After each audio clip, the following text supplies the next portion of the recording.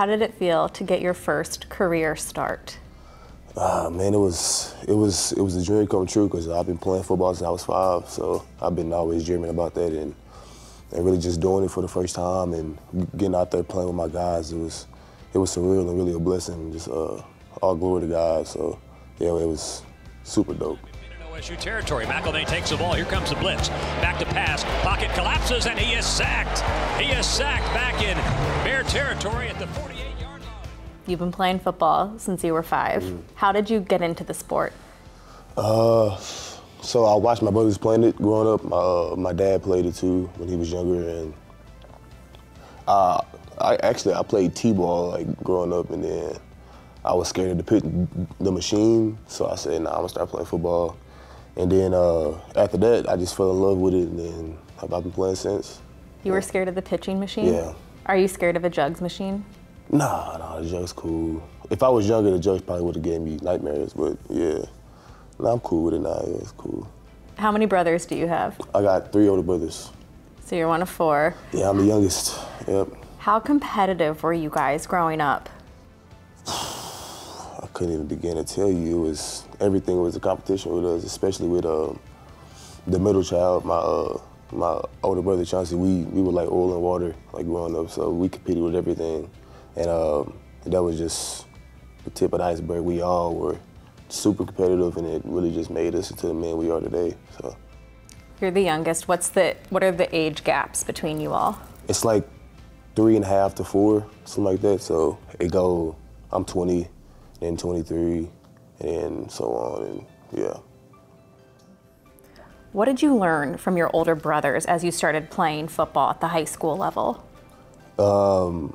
They had already like laid a foundation for me, so I was working on getting out of their shadow, but they really just taught me and instilled in me hard work, perseverance, fighting through adversity, and really just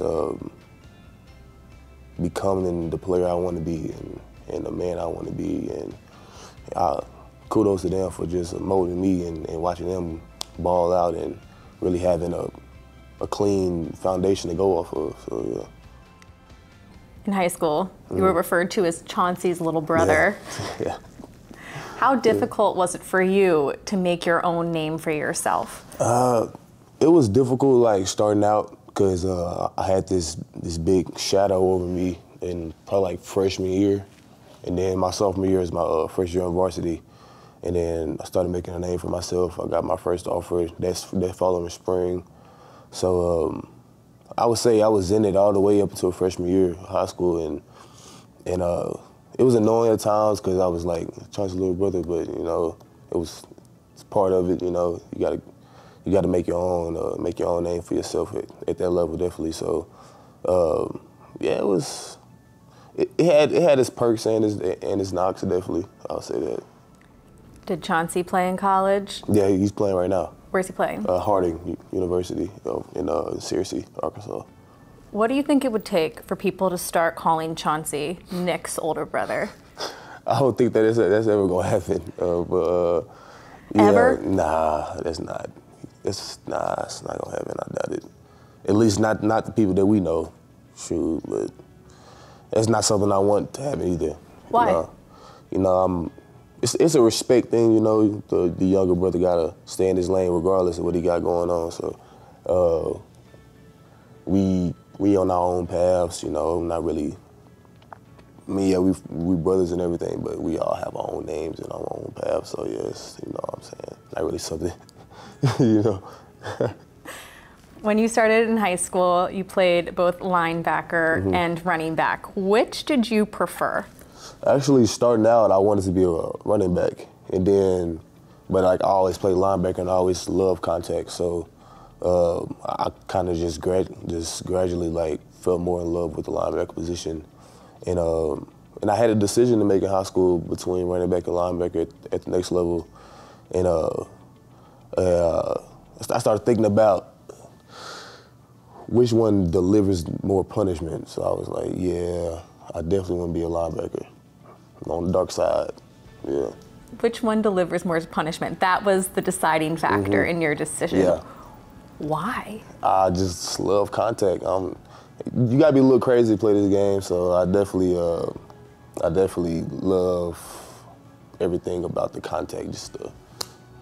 Yeah, it's nice. It's nothing like it. When you got your first offer, it was after your freshman year or sophomore year? It was my sophomore year, spring. Spring sophomore year, Yeah. You got your first offer. Were you offered as a linebacker or a running back? Linebacker. Yeah, my first offer was at linebacker from UTSA. Mm-hmm. You mentioned you started playing varsity as a sophomore. After your freshman season, you changed your diet, hit the weight room more. That's not something you typically see from 14, 15-year-olds. Where did you get your work ethic? It was instilled in me at a young age, just being around the type of people I grew up around, my mom, my dad, my brothers, and ultimately the goals I have for myself and that I still have, the dreams that I'm working towards every day. It was a given. Like I wasn't going to settle for anything less, so I had to put in the work and put my trust in God and just let him take me. You know what I'm saying? Where did you grow up? Texarkana, Texas. It's East Texas, Northeast Texas. East Texas, Yeah. also known as? Beast, Texas. Why? It's beast out there, you know. The sport, football, it's a real violent sport. So everybody out there love it. Everybody it's instilled with you at a young age. It's just a bunch of talent out there. A lot of D1 talent out there. A lot of Hall of Famers that are from there, around that area, and yeah, it's just the area that I grew up in. You know, a bunch of dogs out there. How do you think you represent Beast, Texas in the way that you play the game? I would hope I'm doing a good job. You know, there's definitely always areas to improve in, on and off the field, but I play violently, so I think that does give his story of what Beast Texas is. Yeah. When people hear violent, they typically think a negative thing. Yeah. Is playing football violently a positive? Yeah, that's the only way to play it. It's controlled aggression, is I like to call it. You know, we got this motto on the team called Crash with a K. So yeah, it's the only way to play it. If you're not playing the violence, you're not doing it right. You know what I'm saying? It's a handoff to Powell, and he is smothered in the backfield by Nick Martin, who's had a fantastic preseason. There's an example of what has made him shine in the month of August. Call yourself a violent player. What linebacker, past or present in the NFL, do you think your game most resembles? Growing up, it was definitely my favorite linebacker all the time was Ray Lewis. Just watching him, I used to do a celebration all the time, and I kind of just took his violence and the way he approached the game and approached life, and I molded it and really just implemented it to my game. But right now, I wouldn't say there's any particular linebacker that I look to resume my game after. I'm trying to really just reinvent the linebacker position in all ways, all different phases. So I say I watch myself a lot, and I definitely watch a lot of NFL players and working out with Xavier Benson, really just getting that savvy and that implementing speed, power, and aggressiveness and all, and really just controlling it and making it something new. First offer was from UTSA. Where were some of the other places that offered you in high school? I had an SEC offer in Arkansas. That was a dual offer for running back and linebacker. I had offers like K-State, Texas Tech, Tulsa. It was like 14 of them. It's hard to remember, but yeah, I had a lot of Power 5 and some lower level. But yeah, it was just really it was so surreal because it all happened out of nowhere. But yeah, I had my fair share of offers. Yeah. Why Oklahoma State?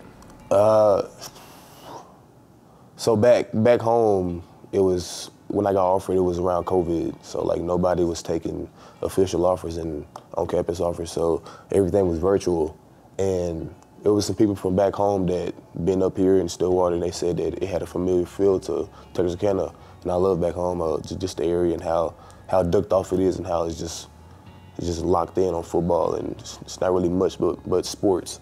and that's what I heard about it was in Stillwater. So they really sold me off the jump. So yeah. Your recruiting was virtual. Yeah. When did you first make a trip to Stillwater? When I was moving in. Yeah, I got my first like on-campus visit when I was moving in. So the day before moving day, I came up here and met all the coaches and saw the facility for the first time. So yeah, it's definitely not the ideal recruiting experience, but it all worked out. So yeah. How did you feel not having seen this campus until you're literally moving in? It was definitely a risk because I was like, and hope I like it, but I was just really excited more than anything. Really just blessed. Really just glad to have the opportunity to play at the next level, at the highest level, and yeah, it was definitely a weird experience. Definitely a first-time experience, but yeah, you know, it's part of it. How similar is it to Texarkana now that you've been here a few years? It's real similar. Just how like people move, and obviously the overall population and how it's a smaller city. I would definitely go there. And how it's like, it's got more of that country city type vibe. That's how it is back home too. So it has its similarities for sure. How far is Texarkana from here? 5 hours. It's not terribly far. That's not bad. Yeah, I probably go about 2 or 3 times a year. So yeah. And your middle brother's playing in Arkansas. How often do your parents and your other brothers get to come see you play? Pretty often, at least every home game or every other home game they here. I always have the family here sometime, some way, some fashion. They actually came to my first start. My dad, my mom, my aunt, one of my brothers. Yeah, it was just my whole family there. So that was really dope. What does it mean to you to have them here almost every home game? It means the world that they support me and that they really just seeing me through this whole journey. They've been down since day one, and I can't do nothing but thank them. You got your first career start week 1 this season. However, you played in every game last season, mostly on special teams. What did you work on this offseason to prove that you deserved a spot as a starter? I definitely, obviously, focus on my game, every aspect of the game, the speed, power, everything that goes into it. But there was a lot of film study, a lot of just getting familiar with the game and breaking down film and meeting with Coach Nardo every day in the summer and meeting my teammates and working out together, getting that extra work in. Everything that you can do, I did it to better myself.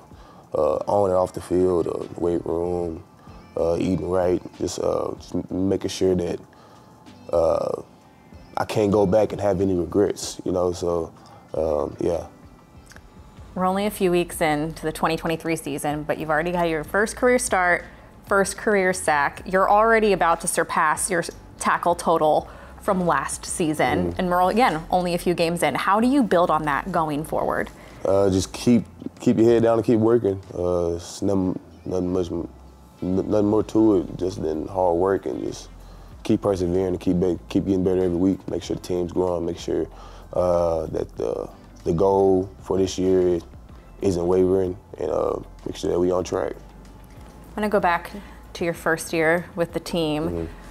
When you enrolled, were you planning on redshirting? It was definitely in the back of my head. Like, I wasn't against it.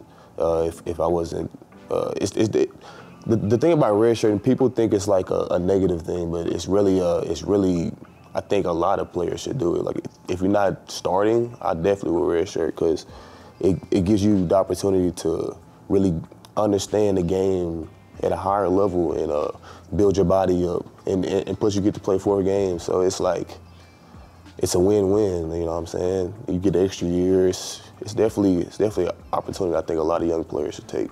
I'm asking because when you enrolled, you were in a linebacker room with Malcolm Rodriguez, Devin Harper. Yeah. So those are some pretty impressive guys that you got to sit behind and learn from. What did you learn by sitting in a linebacker room with those guys?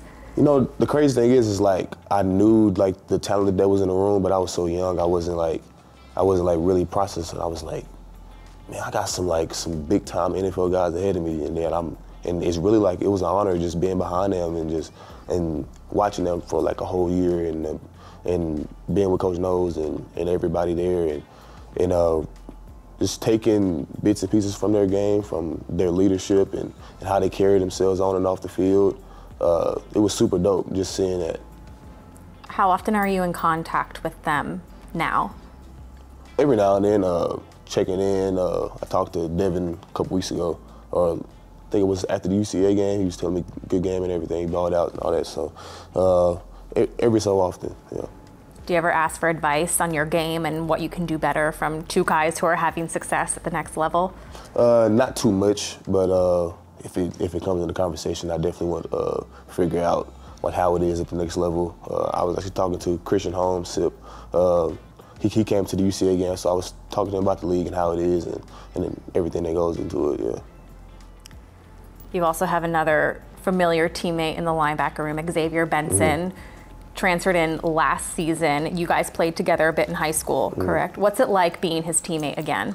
I mean, it's guys playing. It's crazy. His story and how our story linked up together was crazy. Because we grew up together in Texarkana, so he's best friends with my brother, Chauncey, and yeah, it's super surreal, super dope, a real blessing just playing with one of my guys that I grew up with, and I'm really excited for what he got going on this season and where his career is going to take him. So yeah, it's crazy. Small world, really, yeah. Does he ever call you Chauncey's little brother? Nah, he wouldn't do that. What if he did? If he did, I don't know, man. I probably just look at him just be like, come on, bro, chill. Thought he was past this, you know what I'm saying? You're clearly making a statement on the field with your play. Gundy has also said that you are an emerging leader on this team. What does that mean to you? It means everything to me. Hearing that from him, from a guy of his stature, and obviously the head coach, and that he sees me as one of those blossoming leaders and growing players and improving every day. It really just means everything to me that he's put me in a position to lead this team and just give my all to the team and every single day. Coach Nardo has also called you the fastest linebacker he's ever been around.